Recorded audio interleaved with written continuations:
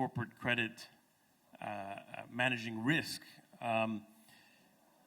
We're going to spend the next 50 minutes or so trying to understand how Brazilian companies are responding to the complicated picture, both domestically and internationally, obviously with higher interest rates, with FX volatility at home, and also how investors are weighing these fresh challenges at a difficult moment.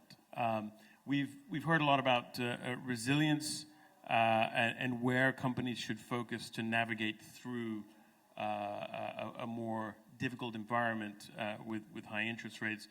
And we're going to go into a little bit more detail with our excellent all-star panel.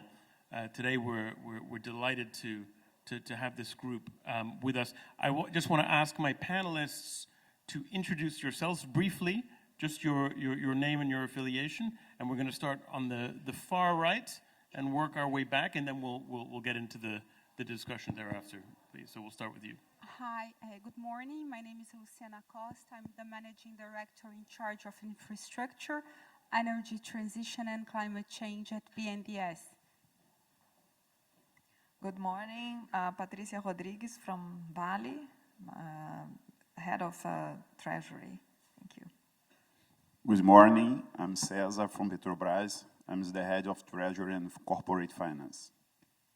Morning, my name is Karla Bertocco. I'm the chairperson of Sabesp, the São Paulo water utility. Good morning, my name is Celina, Apóstolo Merrill, and I'm the head of Emerging Markets Global Credit at BlackRock. Great, thank you all for the introduction. I'd like to start by kind of setting the scene just to understand where we are, how the environment has shifted, and to try to situate Brazil in a more global context, right? So that we can have then a more detailed discussion about the actual dynamics of the marketplace. But I'd like to start with you, Celina, just to kind of talk us through what's happened over the past year, because the credit environment has changed pretty dramatically. But just talk us through some of the macro factors that have changed, and try and help us understand where Brazil sits in this bigger picture.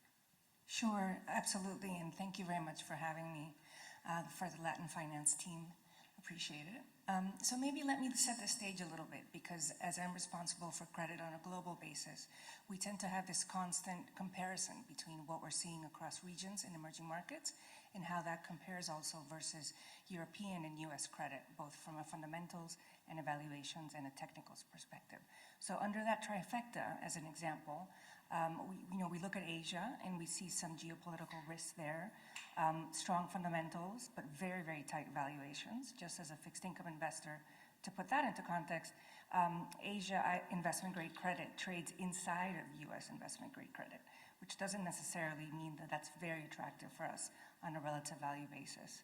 When we look to the Middle East and South Africa, we see sort of a complicated mixture of both geopolitics and fundamentals for the countries, and pretty strong credits there with a really also tight valuations based on the local sukuk market demand.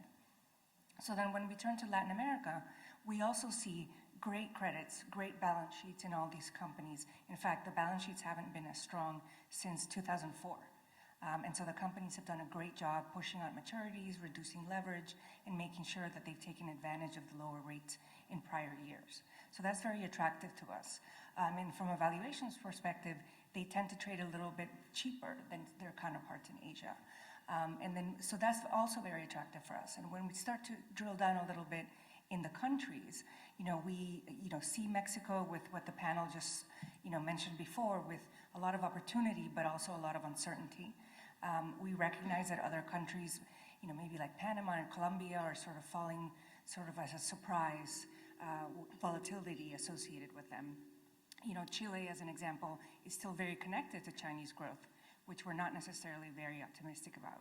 So if we drill down, we get to Brazil, where we see, like I said, great companies, great balance sheets, great fundamentals, and it is an overweight for us in our portfolios. But we see also sort of a push-pull between what's happening in the last year, we saw great growth, a lot of, a recovery in GDP greater than expected. But we also see this consideration of higher interest rates and higher interest rates again, and the guidance that we've gotten from Banco do Brasil is that we will continue to see higher rates. And so while the highest quality companies, such as the ones we have here, can afford that, you can absorb that cost. At some point, it becomes an issue for the smaller companies that are financing locally at high teens %. And then maybe eventually it will affect growth.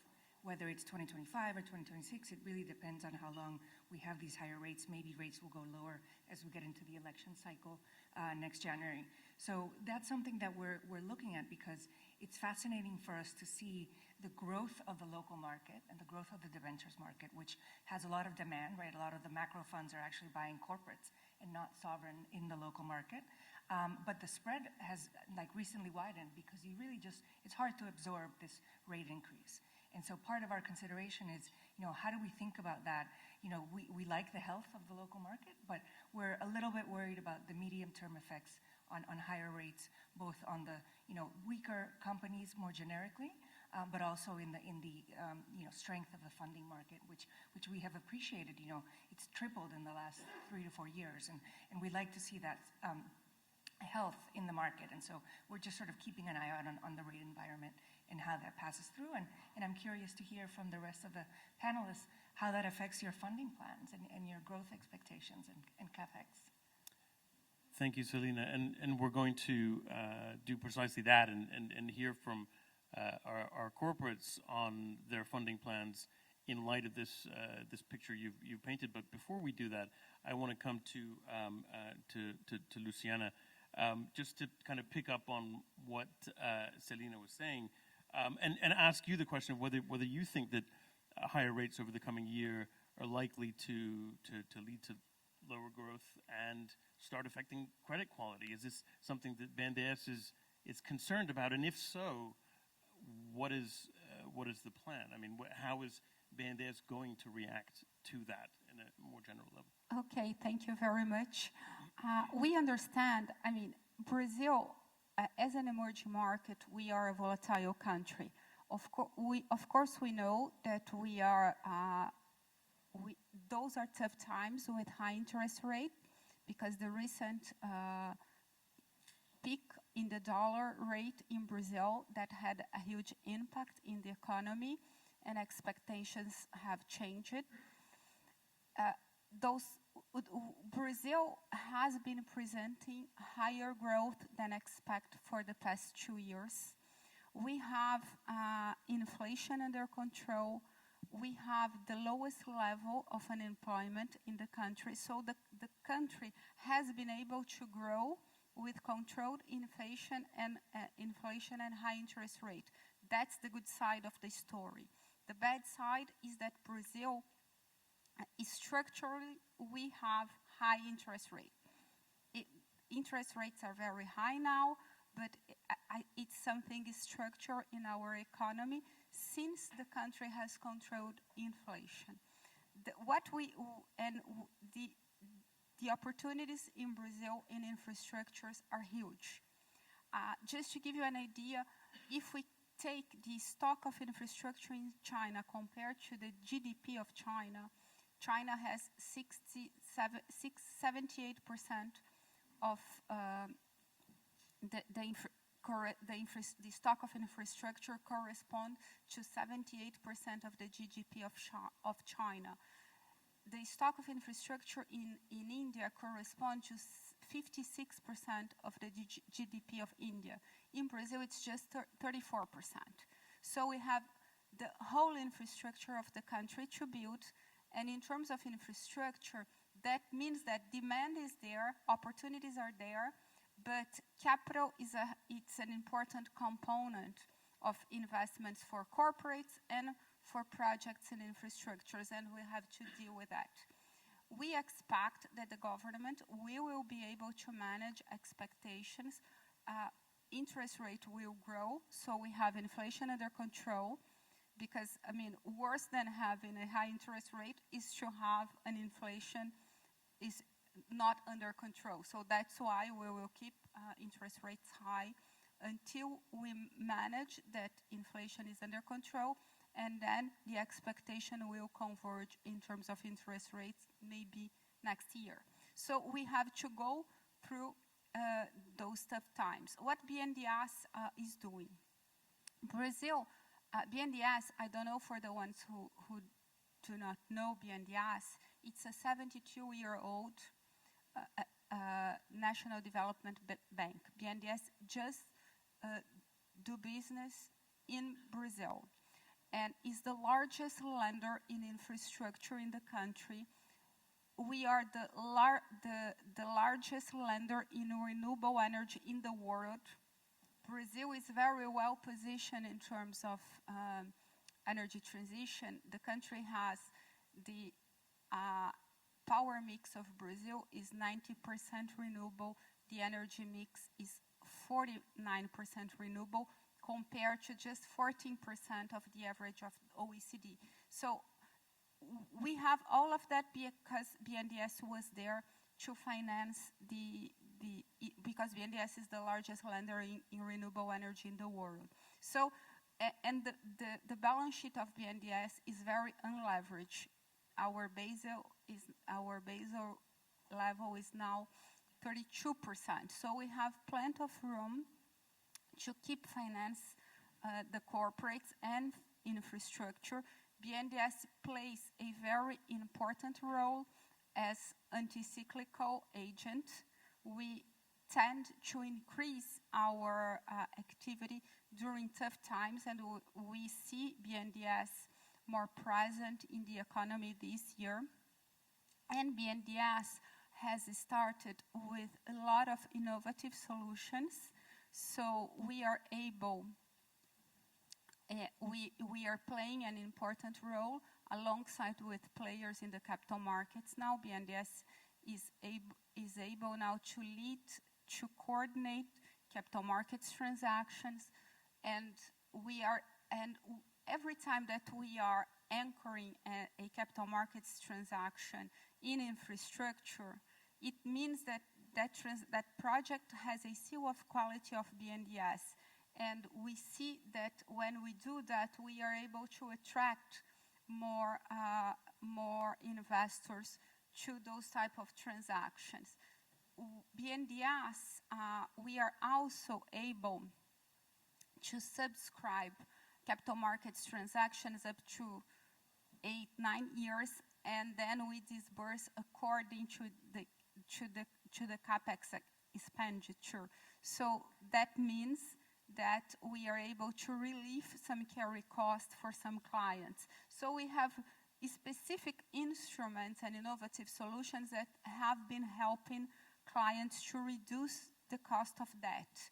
So, I mean, this will be a tough year for Brazil. Brazil has been presenting higher than expected growth rates. It will not be the case this year. This year will be tough.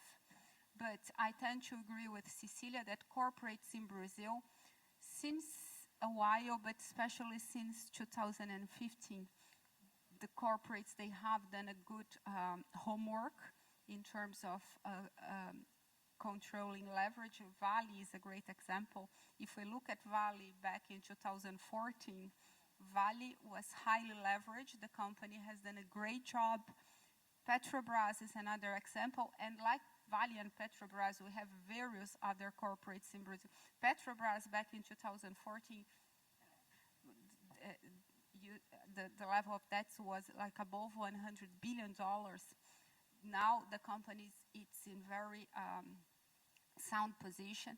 So we think that, yes, indeed, Brazil will face tough times with high interest rates. Corporates are prepared for that, and the country has a huge national development bank that is able to play this important anti-cyclical role that we have to play. BNDES, since the new administration, we have been growing a lot in both in infrastructures and lending for corporates, and also for small and medium enterprise. We have a specific instrument to support small and medium enterprise. So despite the fact of those tough times with high interest rates, Brazil has been able to sustain its growth, not in the same levels, but it will sustain. And once the government is also working on new reforms, the government has done some reforms that we haven't seen the results yet, and the tax reform, it's an important one. And we will see results from that reform in the upcoming years. So in the short term, that might be tough, but when we look to the medium and long term, I think it's still highly promising, the Brazilian economy. Thank you for that thorough, comprehensive answer, Luciana. And Celina, I will come back to you in a minute to pick up on some of those points and to talk about some of the implications of what Luciana was saying. But first, Karla, I want to come to you, and we'll hear from our corporates now. But if you could comment specifically on this dichotomy that Celina was mentioning at the beginning, and that Luciana also picked up on, between a much more sophisticated domestic corporate sector and this backdrop now, which is actually making it much more challenging to actually invest. So you have this dichotomy. How do you view that from your lens through a recently privatized company, right, which has gone through a phenomenal story over the past year? But I'm interested in your thoughts on how you now view that. Oh, thank you very much, LatinFinance, for having us here. It's a great opportunity to talk to you guys, especially with these colleagues that we have in the panel. And yeah, really challenging, but really exciting. Just having a step back here to explain, we have just been privatized last July. So we are a 50 years old company that has been private for 6 months.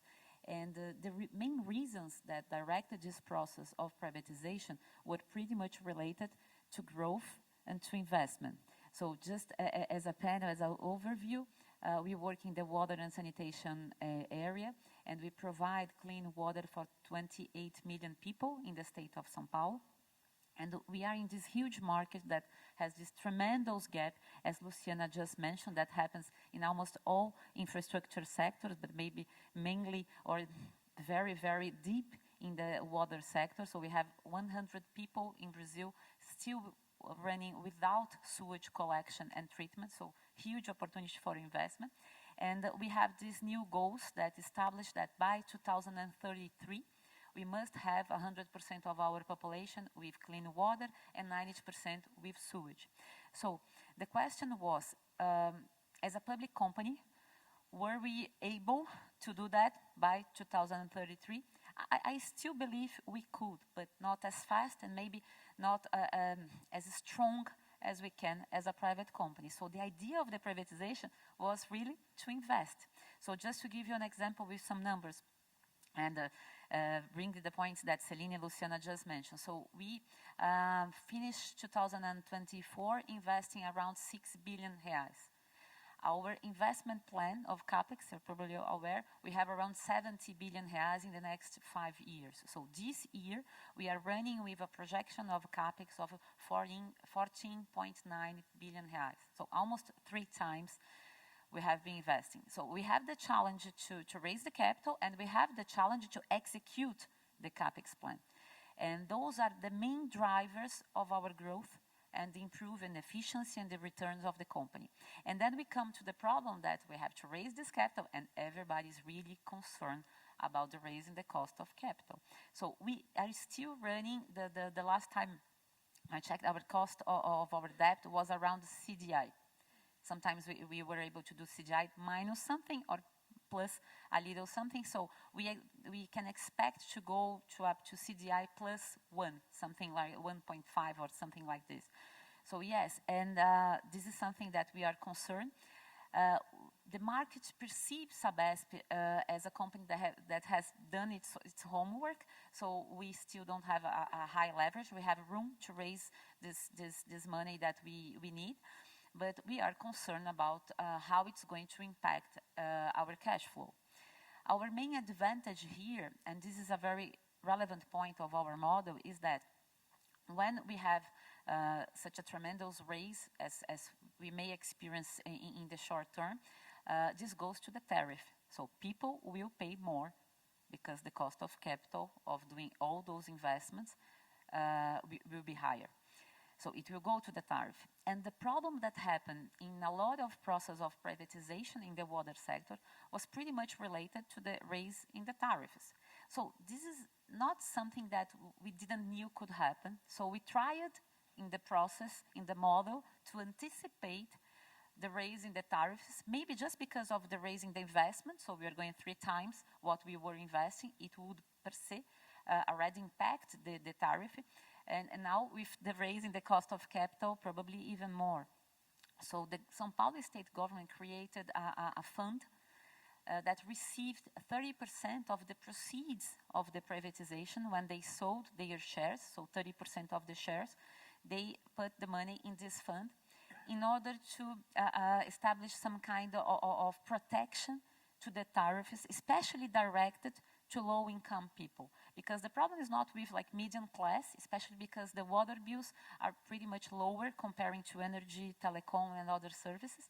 But the problem is pretty much related to the people that you have to reach right now. And maybe this person now say, I don't want to be connected to the regular network because I cannot afford this connection. So this would be insane. So you do a lot of investment, but by the end of the day, you are not able to reach that person. So the government created this fund, and I believe that this 30% of the proceeds probably are going to be enough in our projections for the next 4 or 5 years in order to protect those people, the capacity of payment, and knowing about it, the market itself feel safer with a company that has this kind of protection.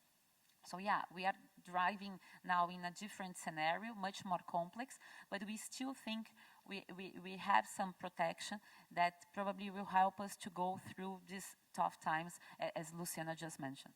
So, but if I could just ask you, in terms of your capital raising needs then for the coming year, what are we talking about, and how specifically are you going to proceed? We are talking about, as I said, something around 70 billion reais, so around $12 billion. We already raised something around 10% of that. And in the past, we used to rely a lot in development banks, especially because as a public company, it's something that you have really easy access to that. But we still have a lot of room to grow with the corporate market and the incentive bonds that we have in Brazil, but we also need to diversify.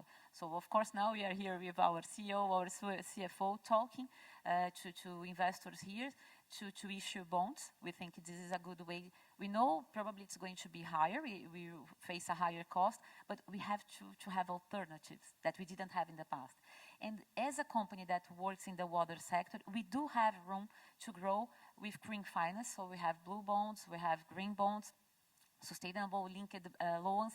So these kind of things, I believe that are going to help us to avoid a huge raise in the cost of capital. And we also can access the private arm of the multilateral entities that are really excited to work with us in this new moment that we are living. So we have alternatives. We feel very welcome when we talk to investors. And we believe that this moment, having a low leverage and having this huge growth opportunity is going to help us to protect the company together, of course, with these mechanisms that I mentioned that protects us from this high raising the tariffs, are going to help us to drive this new scenario. Thank you very much for that answer, and we will come back to you. I actually want to ask Patricia just on this question. Since we're talking about cost of capital, and we're talking about international funding versus domestic, and I think Vale is a very interesting example for precisely this on this point. Having issued in reais for the first time since 2015, and clearly the local debenture market was more appealing than the international dollar market for Brazilian issuers in 2024. Obviously, even exporters and traditional dollar funders were choosing to raise their capital domestically, right, as it was cheaper than issuing directly in dollars. Do you see that situation maintaining in 2025? How do you see the balance, as it were? Yeah, well, when we think about liability management and funding, when we build our strategy every year, we have the constant monitoring of the market. Of course, that we have very good access to international markets, and this tends to be much more interesting to us. But because we are looking, all the time to opportunities, and usually a scenario of higher volatility is also a scenario of good opportunities, of bigger opportunities. So we spotted that moment last year that were very interesting to issue the incentivized bond, the local debenture. For this year, 2025, we will continue to monitor, but we don't see an immediate situation like the one we had last year. So it will depend very much on the type of project and conditions. But for corporate purposes, I believe that we will need to make sure we have the good scenario of total yield making sense for us. So it could be internationally or in the local market, but I believe that easier to do in the international markets. But I believe that we have instruments, as Luciana mentioned, instruments in the local market that make it interesting to issue there. So it will really depend on the overall conditions, I think, in 2025. Thank you. Thank you, Patricia. And let's come to you on similar questions, Cesar. Just understanding a little bit better, funding and liability management strategies for Petrobras at this particular moment in a high interest rate environment, and how you see the push and pull factors. Yeah, and I think, for two main reasons, we have fewer opportunities in liability management.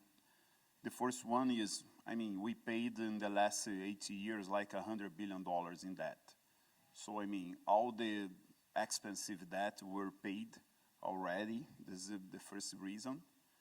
The second one, still in the last 2 or 3 years, we were able to do really new issues, including tenders. And it's like the inventory of expensive debt is gone. It's like we feel. Also you could manage the timing of issuing when the rates were lower, and buying back when the rates were higher.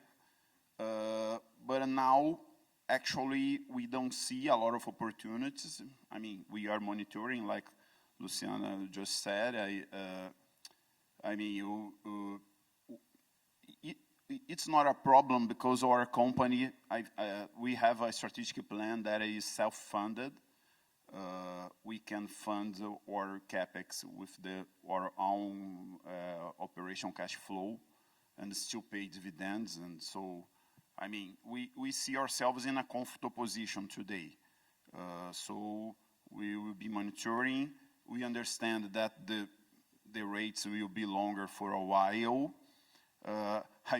It's kind of boring. It bothers the banks because they would like to see more issues, but that's the way we intend to navigate through this year. And just if I could stick with you for a minute.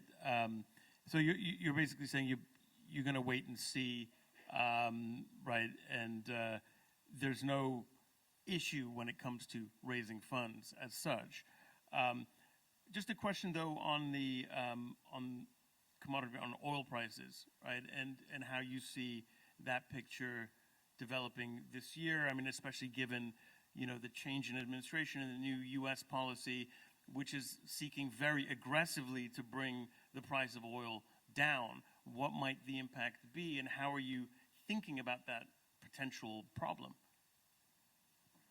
Yeah, as I mentioned, it's not in your plans on a first sight to have some issues, but I mean, we don't expect like a huge impact in terms of, we have like a break-even brand, very low, I can say, comparing to our peers. So I think Petrobras can support itself even with lower prices in oil. But I mean, if you are hit by, I don't know, an unexpected movement in the prices, I believe we will have access to the markets to raise funds and try to recompose some liquidity.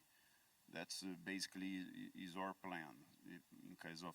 But I mean, we don't expect such a huge movement. I think there is a supply and demand thing that will work out. I mean, if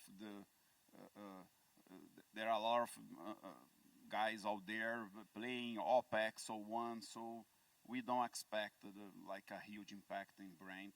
Even with the drill baby drill, it's not be so strong in the Brent prices. Right. Thank you.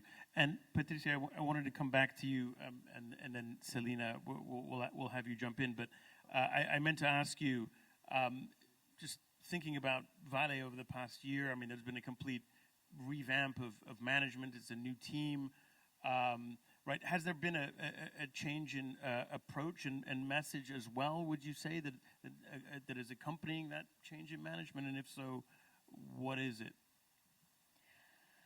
Well, the new management is, of course, working on some points that needed to be addressed, like institutional relations. But I believe that in terms of strategy, for the company strategy, we maintain the same line. It's been maintained.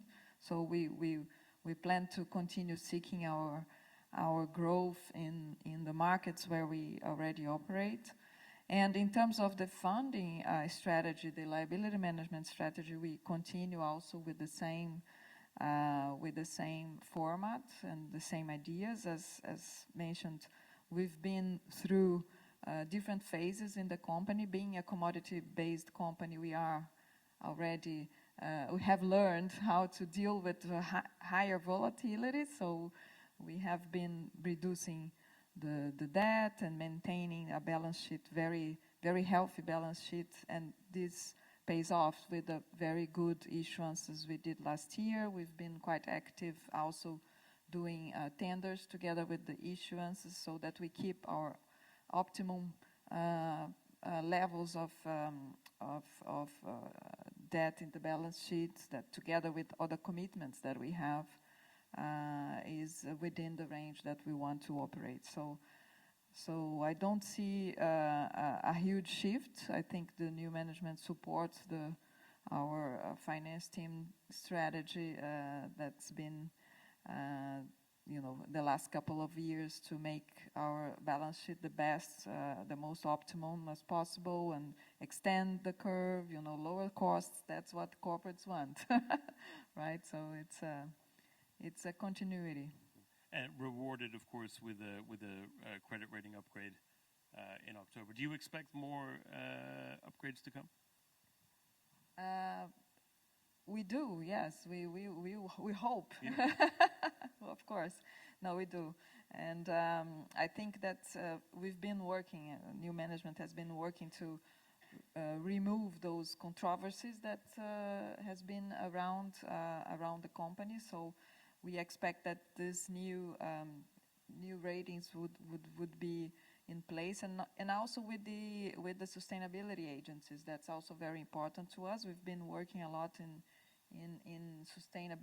sustainable mining, not only in our strategy to support the lower carbon footprint for our clients. And Scope 3 targets are very aggressive, so we're working on that. And showing of course, to markets how we are handling the issues that are still surrounding us, like the events in Mariana and in Brumadinho. And that's also bringing, last year we had very good outcomes with the ratings in the ESG sector as well. And a lot of funds that had been blocked to invest in Vale has also removed those blockages. So we are also moving very well in that direction. Great, thank you.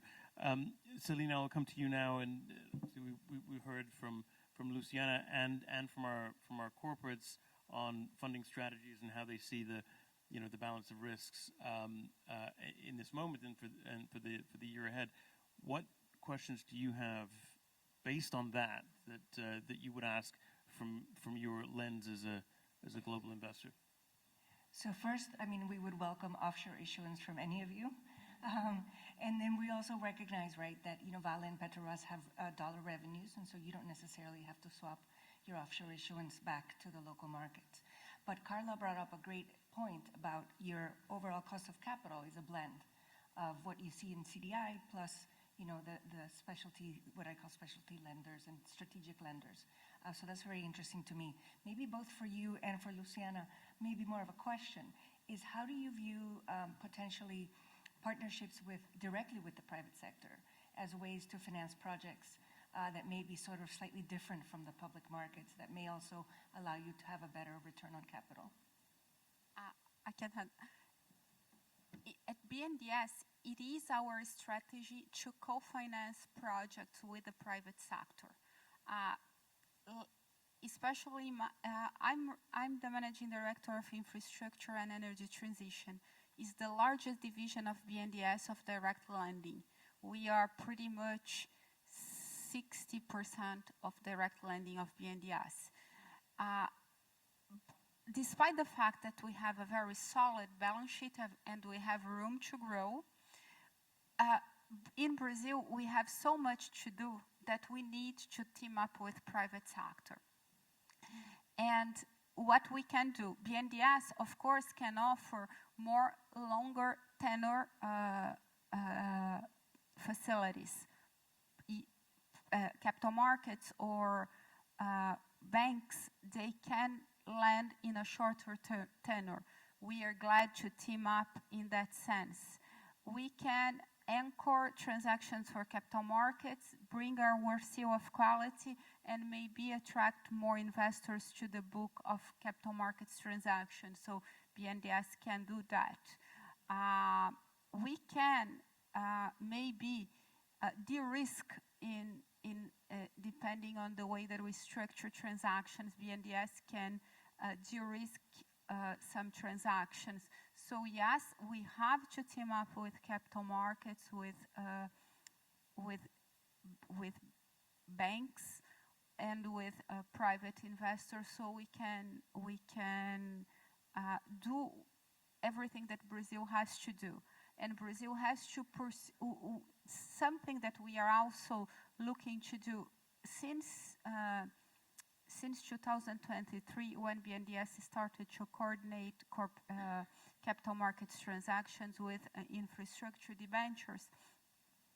We are figuring out how to go more to the secondary market. Maybe we could, until physical and financial completion of the projects, BNDES can be in, and after that we can, secondary market can come up and take our transactions. So BNDES is innovating in that direction to work closer with capital markets and to have, and in the past, and when we arrived there in 2023, BNDES used to work more with a very illiquid facility agreement called FINEM. I mean, FINEM is not liquid at all. We cannot sell in the secondary market. We cannot bring partners to co-finance with us, and we are shifting more to very liquid instruments so we can have market alongside with us. So yes, it's our strategy to be closer, and I mean, because in the end of the day, the role as a national development bank, our role is to support corporates and the market is to, but I mean, we are a development bank. We are, I mean, we cannot compete to the market. We have to work alongside. So especially in those tough times, we can pursue our role of anti-cyclical, of being a little bit anti-cyclical, but we have to be prepared. Once market comes, then we can step out, preserve our balance sheet to use during tough times. That's what pretty much we are trying to do. And de-risking, anchoring transactions, keeping the assets in our books until physical and financial completion, and then selling in the secondary. So those are pretty much the strategies that we are pursuing going forward. And I want to give a message to this audience. I think it's important.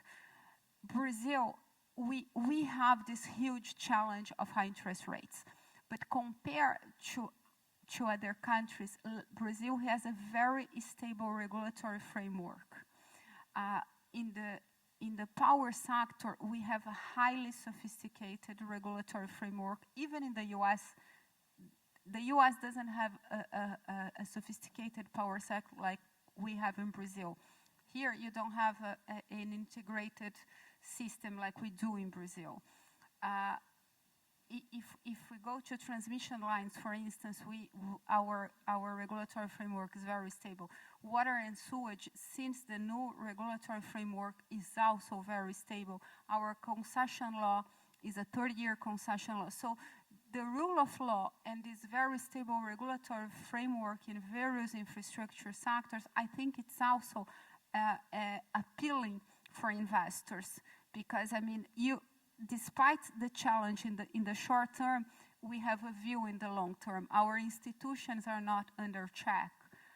We are very far from geopolitical risk. I mean, there is no war in Latin America. So when you look to those more qualitative aspects